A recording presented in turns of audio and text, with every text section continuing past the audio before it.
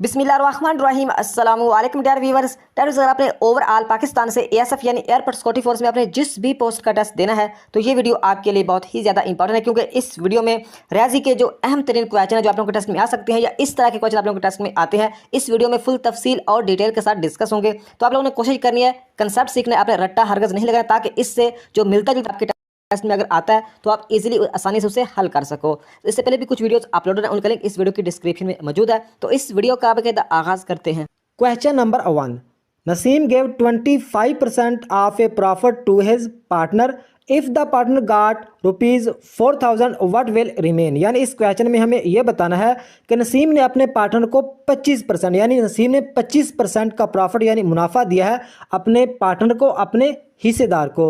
आगे कह रहे हैं इफ़ द पार्टनर, अगर पार्टनर को गॉट RS 4,000, अगर उसने अपने हिस्सेदार को 4,000 रुपये दिया है तो हमें इस क्वेश्चन में यह बताना है कि व्हाट विल रिमेन, यानी नसीम के पास पीछे कितना प्रॉफिट बचा। तो देखें नसीम ने जो 25% में कितने रुपए दिए हैं अपने हिस्सेदार को, 4,000 रुपये।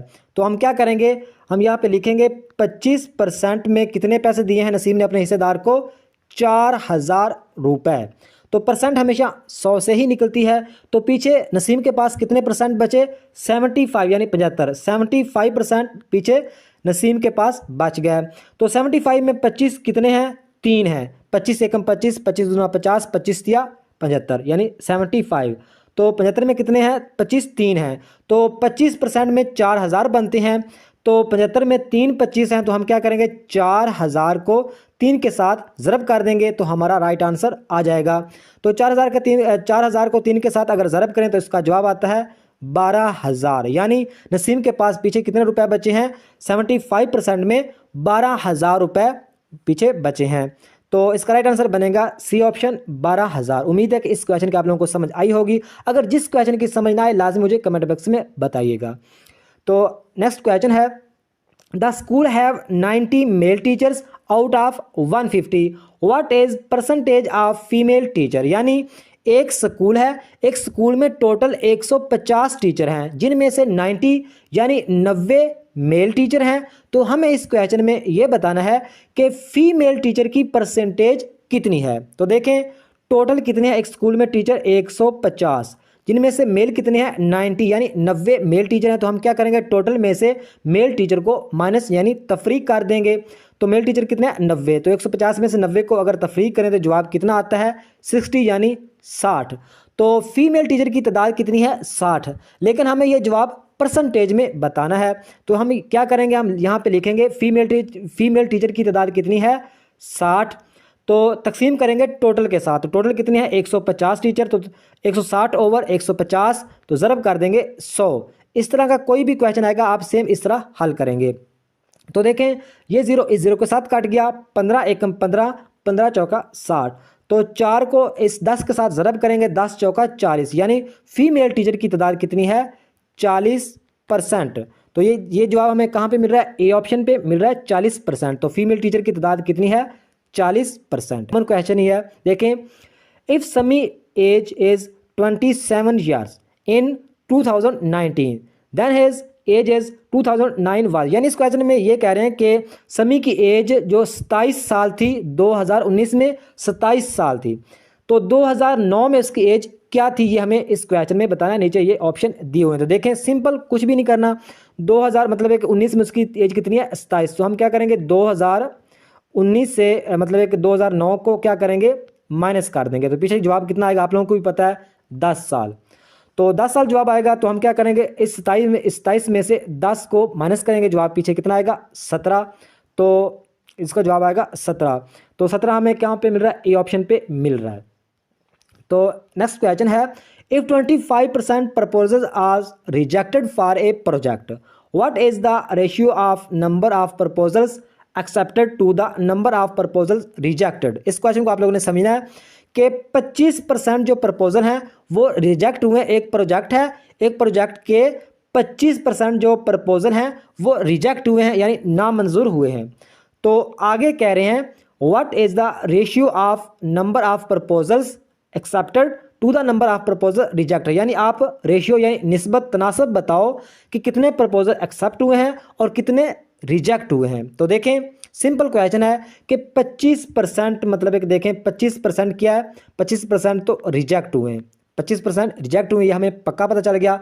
तो पीछे अब कितने बचे, पीछे 75 यानी 75% पीछे बचे हैं। तो 75% में से कुछ एक्सेप्ट हैं और कुछ मतलब एक रिजेक्ट हैं, तो हमें इनकी तनासब बतानी है। तो हम क्या करेंगे, सिंपल हमने कुछ भी नहीं करना, तो यहाँ पे मतलब एक रेशियो बतानी है प्रपोजल एक्सेप्टेड की और प्रपोजल रिजेक्टेड की। जो एक्सेप्टेड हैं वो आप लोगों को पता चल गया, एक्सेप्टेड है 75% और रिजेक्टेड कितने हैं, रिजेक्टेड यहाँ पे लिखा है 25% क्या है, मतलब है कि ये रिजेक्टेड हैं, तो यहाँ पे लिख देंगे 25।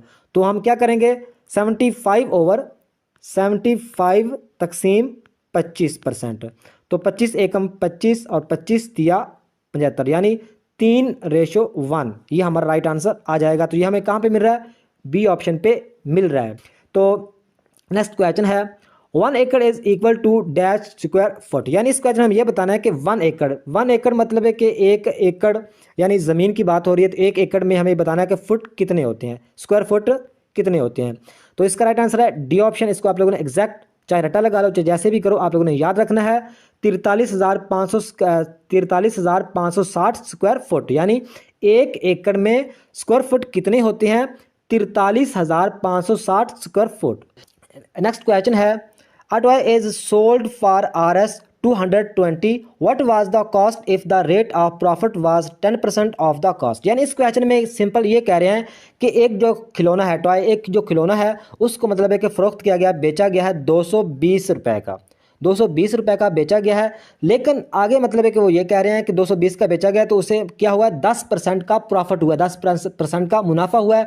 तो हमें इस क्वेश्चन में ये बताना है कि ये खिलौना कितने का खरीदा गया था। तो इस तरह कोई भी क्वेश्चन आएगा सिंपल आप हल करेंगे, क्योंकि परसेंट हमेशा 100 से निकलती है। तो हम क्या करेंगे 100 तकसीम करेंगे मतलब है कि अगर परसेंट मतलब है कि अगर मुनाफा प्रॉफिट का बताया जाए तो 100 में उसको हम क्या करेंगे जमा कर देंगे। अगर प्रॉफिट का बताया जाए तो हम जमा करेंगे, अगर मतलब है कि प्रॉफिट ना हो मतलब है कि उसमें खसारा हो तो फिर हम नफ़ी करेंगे। तो यहाँ पे 10% मुनाफा हुआ है तो हम 100 तकसीम 100 + 10 कर देंगे, यानी प्रॉफिट 10 का हुआ है तो ज़रब हम कितना कर देंगे जितने का बेचा गया है, तो 220 रुपये का बेचा गया। सिंपल इस तरह का आप लोगों ने मेथड अपनाना है अगर इस तरह का कोई भी क्वेश्चन आता है।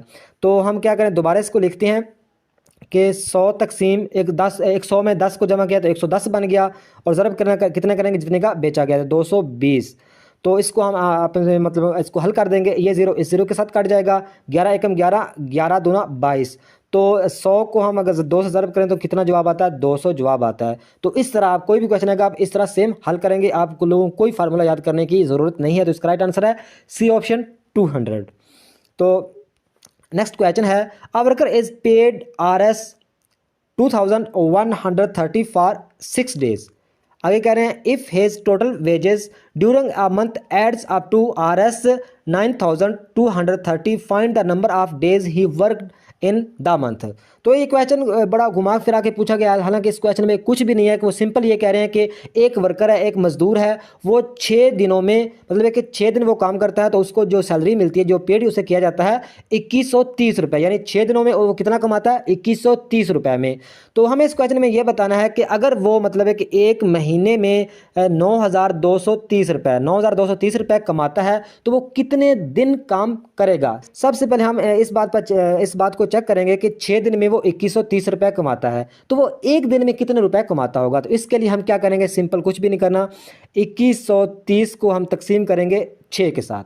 तो इसको हम 6 के साथ तकसीम करेंगे तो एक दिन की सैलरी निकल आएगी। तो यहाँ पे आप शॉर्टकट में भी आपको तकसीम करनी आनी चाहिए। तो यहाँ पे मैं ठीक तरह लिखता हूँ 2130 तकसीम 6, तो 6 एकम 6, 6 तिया 18, तो 3 यहाँ पे फिर चला गया 33 बन गया, तो 6 5 30 बनता है, 3 फिर आगे चला गया तो 6 5 30, तो 355। तो इस तरह आप मतलब शॉर्टकट में भी तकसीम करने का आप लोगों को तरीका आना चाहिए। तो यानी वो 6 दिन में कितने कमाता है 2130 रुपये, वो एक दिन में कितने कमाता है, वो एक दिन में 355 रुपये कमाता है एक दिन में। तो एक दिन में कितने कमाता है 355 रुपये, तो 9230 रुपये वो कमाता है एक महीने में। तो इसमें हम क्या करेंगे 9230 तकसीम 355, तो इसको हम जब हम तकसीम करेंगे तो हमारा राइट आंसर आ जाएगा। तो इसको तकसीम यहाँ पे मैं थोड़ा सा करके दिखा देता हूँ। 92 30, तो 92 30 तकसीम करेंगे 355 के साथ, तो इसका जवाब कितना है? 26 आता है। तो आप लोगों को वहाँ पे कैलकुलेटर यूज़ नहीं करने दिया जाएगा, तो इसलिए आप लोगों ने आप वहीं पे मतलब दूसरी तरह ही तकसीम या ज़रब जो भी करनी होगी। तो इसका राइट आंसर आता है 26, ए ऑप्शन इसका राइट है। उम्मीद है कि इस क्वेश्चन की आप लोगों को समझ आई होगी। जिस भी क्वेश्चन की समझ ना आए आप मुझे कमेंट बॉक्स में पूरा क्वेश्चन लिखो, आप लोगों को वही मैं मतलब उसका जवाब दे दूंगा बिल्कुल सादा अल्फाज में। तो नेक्स्ट क्वेश्चन है the difference of the smallest 6 digit numbers and the greatest 5 digit number is. यानी इस क्वेश्चन में ये बताना है कि अगर मतलब है कि हमें 6 जो डिजिट हैं, जो 6 स्मॉलेस्ट डिजिट नंबर में जो 5 मतलब है कि ग्रेटेस्ट यानी हाईएस्ट जो नंबर मतलब बड़े जो नंबर हैं 5 डिजिट नंबर्स में का क्या डिफरेंस होगा, ये हमें इस क्वेश्चन में बताना। डिफरेंस होगा 1 का, 1000 का या 1111 का। तो सबसे पहले आप लोगों को ये बताना चाहिए कि स्मॉलेस्ट मतलब है कि जो डिजिट होते हैं वो क्या होते हैं और ग्रेटेस्ट मतलब है कि जो होते हैं वो कौन से होते हैं। तो जो सबसे पहले हम 6 जो स्मॉलेस्ट डिजिट लिखते हैं, तो स्मॉलेस्ट डिजिट 6 लिखते हैं, उसके लिए 1 2 डिजिट स्मॉलेस्ट, 3 4 5 और 6, ये कितने हैं? ये सारे स्मॉलेस्ट डिजिट में आते हैं। यानी जीरो के साथ एक पूरे गिनेंगे कितने? 1 2 3 4 5 6। तो अभी हमें क्या करना है? 5 डिजिट लिखने हैं ग्रेटेस्ट मतलब है कि बड़े। तो 1 बड़ा 9 बड़ा होता है, दूसरा बड़ा, तीसरा, चौथा और 5वां। तो इसको मतलब है कि आप खुद ही चेक कर लो कि यहाँ पे मतलब है कि हासिल लिया, फिर यहाँ पे हासिल लिया, आगे चलता चलता यहाँ पे आ गया हासिल, तो यहाँ पे कितना बन गया? 10। 10 में से 9 को निकालेंगे, इसका जवाब आएगा 1, पीछे 9 9 ही बच जाएगा। तो लिहाजा हमारा जवाब कितना आता है? 1 आता है। तो इस क्वेश्चन में भी यही पूछ रहे थे कि बी ऑप्शन हमारा राइट आ जाएगा। यानी हम क्या करेंगे, जो स्मॉलेस्ट डिजिट का आप लोगों को पता है, स्मॉलेस्ट डिजिट आप लिख देंगे और जो ग्रेटेस्ट डिजिट है वो भी लिख देंगे। उनमें आपने डिफरेंस बताना है, तो उनमें डिफरेंस 1 का ही है, यानी उसमें नफ़ी करेंगे तो मतलब कि 1 उसका राइट आंसर आ जाएगा। तो उम्मीद है कि इस क्वेश्चन की आप लोगों को समझ आई होगी। फिर कह रहा हूँ जिस जो क्वेश्चन की समझ ना आए लाजमी कमेंट में लिखिएगा। तो नेक्स्ट क्वेश्चन है in an examination 65% of the total examinees passed if the number of failures in 420 then the total number of examinees is. यानी इस क्वेश्चन में ये कह रहे हैं कि ये समझ लो कि एक मैट्रिक की मतलब है कि क्लास, मैट्रिक की एक फिजिक्स या केमिस्ट्री जो भी किताब है उसका एक एग्ज़ाम हुआ, यानी उसका एक इम्तिहान हुआ है, जिसमें क्या हुआ कि 65% जो मतलब है कि 65% जो स्टूडेंट हैं उन्होंने मतलब है कि वो एग्ज़ाम को पास कर लिया, 65% ने पास कर लिया है। तो आगे कह रहे हैं if the number of failure, यानी 420 जो स्टूडेंट हैं उन्होंने वो इम्तिहान फेल किया है। तो हमें इस क्वेश्चन में ये बताना है कि then the total number of examiners, यानी कितने मतलब कि स्टूडेंट्स ने ये इम्तिहान दिया है, ये टोटल मतलब है कि कितने लोगों ने या कितने स्टूडेंट ने ये इम्तिहान दिया है, ये इस क्वेश्चन में हमें बताना है। तो देखें कि 65% जो मतलब है कि लोग मतलब कि स्टूडेंट हैं उन्होंने ये इम्तिहान पास किया है, तो 420 ने ये इम्तिहान फेल किया है।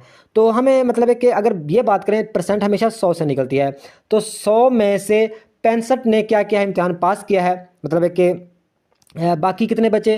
100 में से अगर 65 के आगे जाएं 100 तक तो 35, यानी बाकी जो 35% हैं ये मतलब है कि ये फेल हो गए। इस बात को हमें कन्फर्म पता चल गया कि 65% ने अगर पास किए हैं, ये इम्तिहान पास किया है, तो पीछे कितने रह गए हैं? पीछे मतलब है कि 35% रह गए हैं, 35% जो कि फेल हुए हैं। तो 35% जो फेल हुए हैं वो कितने हैं? 420 हैं। 35% जो फेल हुए हैं वो कितने हैं? वो हैं 420 जो कि फेल हुए हैं।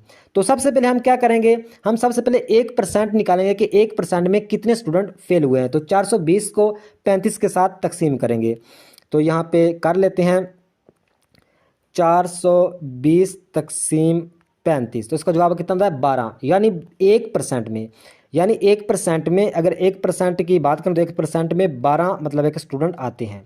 यह हमें 1% का पता चल गया। तो हम क्या करेंगे, 1% में तो 12 आते हैं, तो 12 को हम 65 के साथ ज़रब कर देंगे। यहाँ पे करते हैं 12 ज़रब 65, तो जवाब कितना आता है? 780। 780 आता है। यानी मतलब है कि 65% जो कितने हैं? 65% है 780। 780 में ये 420 को जब हम जमा करेंगे तो हमारा जवाब कितना आएगा? इसको हम जमा करेंगे, इसका जवाब आता है 1200। तो उम्मीद है कि इस क्वेश्चन की भी आप लोगों को समझ आई होगी। इसका राइट आंसर है 1200। दोबारा बता देता हूँ कि अगर 65 लोगों ने मतलब है कि ये इम्तिहान पास किया है, 65 कैंडिडेट ने या स्टूडेंट ने, तो पीछे कितने बनते हैं? 35% पीछे बचते हैं। तो 35% मतलब बचते हैं पीछे, तो 35% में 420 कैंडिडेट फेल हुए हैं। तो 420 के साथ 35 को हम तकसीम करेंगे तो उसका जवाब कितना आएगा? 12। यानी 1% में 12 स्टूडेंट आते हैं, तो 12 1% निकला है, तो हम क्या करेंगे? 1% को हम जमा करेंगे 65% के साथ, तो इसका जवाब आएगा 780। 780 में हम तकसीम करेंगे 420 को, तो इसका हमारा जवाब आ जाएगा 0 8 2 10 0 1 हासिल 7 4 11 1 12। उम्मीद है कि इस क्वेश्चन की आप लोगों को समझ आएगी। 1200 इसका राइट आंसर आता है। तो नेक्स्ट क्वेश्चन है, an article is purchased for RS 450 and sold for RS 5000, find the gain percent. यानी इस क्वेश्चन में ये बताना है कि जो एक मजमून मतलब कि में एक जो मतलब कि आर्टिकल है वो परचेज्ड यानी मतलब खरीदा गया है 450 रुपए का, और उसे आगे फिर बेच दिया गया है 500 रुपए का, यानी 450 का खरीद कर 500 रुपए का बेच दिया गया। तो इस क्वेश्चन में हमें सिंपल यही बताना है, फाइंड द गेन परसेंट, यानी कितना उसे मतलब कि मुनाफा हुआ है, कितना मतलब उसे फायदा हुआ है। तो इसके लिए क्या करेंगे? यानी 500 माइनस करेंगे 450, तो इसका जवाब आप लोगों को भी पता है 50 आएगा। यानी 50 मतलब रुपए की बात करें तो 50 रुपए मतलब उसे मुनाफा हुआ है, लेकिन हमें रुपए में नहीं बताना, हमें ये इशारिया में बताना है, परसेंट में बताना है। तो इसके लिए हम क्या करेंगे? हम मतलब कि जो 50 रुपए का मुनाफा हुआ है उसको हम क्या करेंगे? जितने का हमने ख़रीदा है 450 तकसीम करेंगे 450 के साथ जितने का हमने ख़रीदा है, और ज़रब कर देंगे, आप लोगों को पता है 100 के साथ, ज़रब करेंगे 100 के साथ। तो ये मतलब देखें ये ज़ीरो इस ज़ीरो के साथ कट गया, तो 9 5 45, तो 5 दूना 10, 5 को 10 ज़रब करें, 50 को 2 से ज़रब करें तो कितना आता है? 100 आता है। 100 तक बटा 9, तो 100 को 9 के साथ तकसीम करते हैं तो इसका जवाब आ जाएगा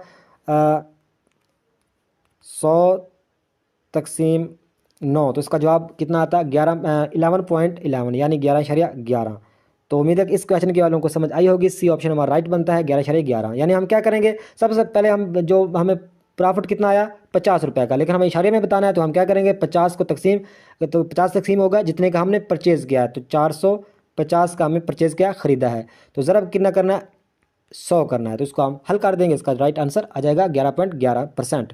तो नेक्स्ट क्वेश्चन है, if 20% of an electricity bill is deducted, then Rs 100 is still to be paid. How much was the original bill? इस क्वेश्चन में भी ये क्या कहा गया है कि एक बिल है, एक बिजली का बिल है जिसको जो 20% की उसे मतलब राहत दी गई है, 20% की उसे मतलब है कि कटौती, मतलब है कि 20% की उसे ये समझ लो कि राहत की गई है 20% की, फिर भी उसे 100 रुपये का जो बिल है वो पे करना पड़ रहा है। तो हमें इस क्वेश्चन में यह बताना है कि how much was the original bill, यानी ओरिजिनल बिल कितना आया था, ये हमें बताना है, क्योंकि उसे 20% की उसे राहत दी गई है। तो इस क्वेश्चन में हमें यह बताना है कि उसका ओरिजिनल बिल कितना था।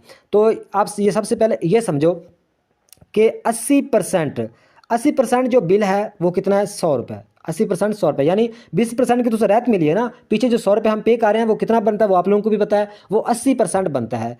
तो 20% हम मालूम करेंगे तो हमें क्वेश्चन को हल करना इजी हो जाएगा। तो 20% हमें क्या करना है? हमें बताना है, 20% हमें बताना है 20% कितना आएगा। तो सिंपल हम इसका कुलिया ये है कि इसको हम आपस में मतलब एक ज़रब करेंगे और मतलब कि 80 के साथ तकसीम कर देंगे। यानी क्या करेंगे? 100 ज़रब 20 तकसीम 80, तो ये मतलब है कि 20 एकम 20, 20 चौका 80, तो 100 बटा 4, तो इसको आप तकसीम करें तो 4 एकम 4, 25 चौका 100, इसका जवाब आता है 25। तो 25 को हम क्या करेंगे? इस 100 में 25 को मतलब है कि जमा करेंगे तो कितना बनेगा? 125 बन जाएगा। तो सी ऑप्शन हमारा राइट आंसर बनता है। दोबारा बता देता हूँ कि आप लोगों को भी पता है कि 20% की उसे राहत दी गई है, मतलब है कि बाकी जो उसने बिल पे किया है 100 रुपये, मतलब कि 100 रुपये उसने बिल पे करना है, तो हमें बताना है कि ओरिजिनल बिल कितना आया था। तो हमें मतलब है कि 80% हमें मतलब है कि निकालना, 80% का तो हमें पता है कि 80% कितना, ये 180% है, तो 20% हमें बताना है। तो हम क्या करेंगे? 100 को ज़रब करेंगे, 100 ज़रब मतलब कि 100 ज़रब 20 तकसीम 80, तो ये हमारा राइट आंसर आ जाएगा 132। सी ऑप्शन हमारा राइट आंसर बनता है। तो नेक्स्ट क्वेश्चन है express 1.14 as the percent of 1.9। इस तरह का कोई भी क्वेश्चन है सेम आप हल करेंगे इस तरीके जो आप लोगों को बताने लगा हूँ कि वो कह रहे हैं कि इसमें जो 1.14 है ये इसमें 1.9 का कितना परसेंट है, ये हमें इस क्वेश्चन में बताना है। तो इस तरह का कोई भी क्वेश्चन है तो सिंपल क्या करेंगे 1.14 तकसीम 1.9 ज़रब कर देंगे 100 के साथ, तो इसका हमारा जवाब आ जाएगा। तो इसका मतलब है कि आप मुझे खुद जवाब बताएंगे इसका जवाब कितना आता है, क्योंकि अगर मैं हल करके दिखाऊं तो वीडियो पहले भी काफ़ी लंबी हो चुकी है। तो 1.14 और तकसीम 1.9 ज़रब 100, तो इसका जवाब कितना आएगा आप मुझे कमेंट में बताइएगा। इस रिलेटेड कोई भी क्वेश्चन आए सेम आप इस तरह हल करेंगे। तो नेक्स्ट क्वेश्चन है if two sides of a triangle are of equal length then it the is called. यानी इस क्वेश्चन में ये करें, ट्राइंगल का मतलब आप लोगों को पता होगा मुसल्लस, यानी एक मुसल्लस के दो तरफ मतलब है कि जो एक मुसल्लस है इसकी दो तरफ लंबाई में बराबर हो तो उसे क्या कहते हैं। तो इसका राइट आंसर बनता है बी ऑप्शन। उससे कहते हैं आइसोलेस मतलब एक ट्राइंगल, ये मेरी ज़बान पे लफ्ज़ नहीं आ रहा फिलहाल, तो बी ऑप्शन इसका राइट आंसर है। आइसोलेस मतलब गलत पढ़ रहा हूँ लेकिन इसके लिए मदद करता हूँ, मैं ये लफ्ज़ पहले भी मेरी ज़बान पे नहीं आ रहा था, तो इसका राइट आंसर बनता है यानी जिस मुसल्लस की टू साइड्स मतलब है कि टू साइड्स ऑफ ट्राइंगल मतलब है कि इक्वल हूँ, बराबर हूँ, मतलब इक्वल लेंथ में मतलब है कि इक्वल हूँ लेंथ में, तो वो उसका राइट वो क्या कहलाएगी, उसका राइट आंसर है बी ऑप्शन आइसोलेस ट्राइंगल। तो ये आप लोगों ने याद रखना है। इसके अलावा आप लोगों को थोड़ा सा और भी मालूमात दे दूं तो ये मतलब इसकी टू साइड बराबर हो तो इसका क्या कहलाएगी आइसोलेस ट्राइंगल। अगर किसकी मतलब कि फोर साइड मतलब बराबर हों, फोर साइड बराबर हों तो वो कहलाएगी इक्विलैटरल ट्राइंगल।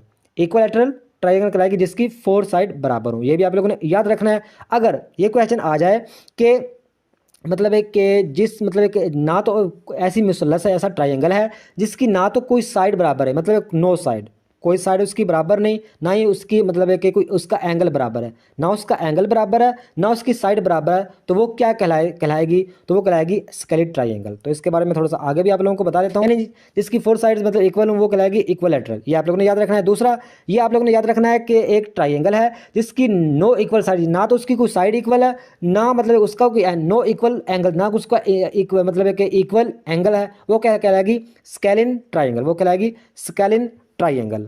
अच्छा, नंबर थर्ड पे जो आप लोगों को पहले बता दूंगा जिसकी टू साइड्स मतलब है कि लेंथ में मतलब है कि इक्वल हूँ तो वो क्या कहलाएगी आइसोलेस ट्राइंगल। तो उम्मीद है कि इस क्वेश्चन की आप लोगों को समझ आई होगी। तो ये थी आज की वीडियो, नेक्स्ट वीडियो तक खुदा हाफिज़।